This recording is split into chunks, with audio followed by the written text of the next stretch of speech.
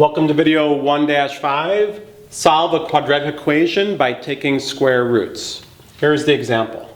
Solve 1/2 times x minus 3 squared plus 5 equals 17. Three basic steps.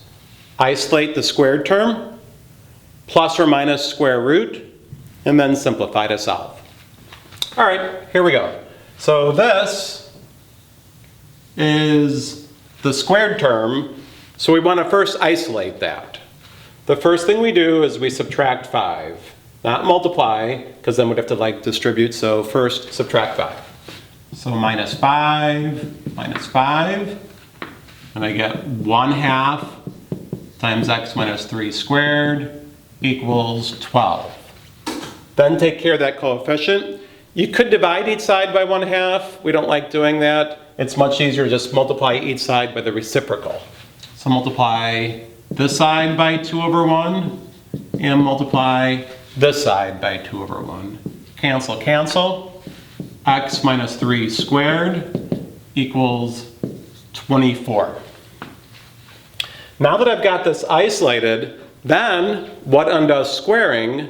Not just square rooting, plus or minus square rooting.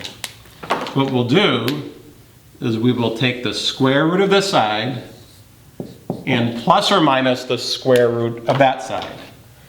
And when we take the square root of something squared, we just get one of those factors. So for example, the square root of smiley face squared is just smiley face. All right, so in this case, we're going to get x minus 3 equals plus or minus the square root of 24. And again, over here, we're assuming that the insides are positive. All right, then what we're going to do is add 3.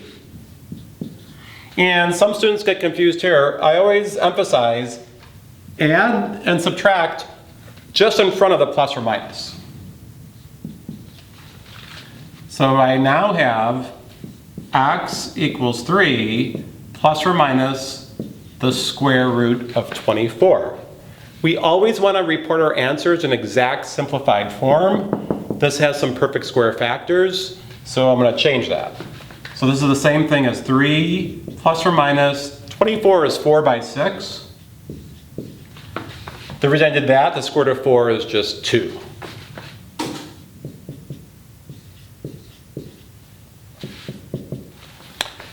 The book will report the answer that way. On my tests, usually I want 2 answer blanks, x sub 1 and x sub 2. So x sub 1 equals, x sub 2 equals. And usually I try to put the lower numbers first. So x sub 1 is going to be 3 minus 2 rad 6. And x sub 2 will be 3 plus 2 rad 6. And that's how I'm going to want you to report your answers on my quizzes and tests. So there you have it, how to solve a quadratic equation by taking square roots.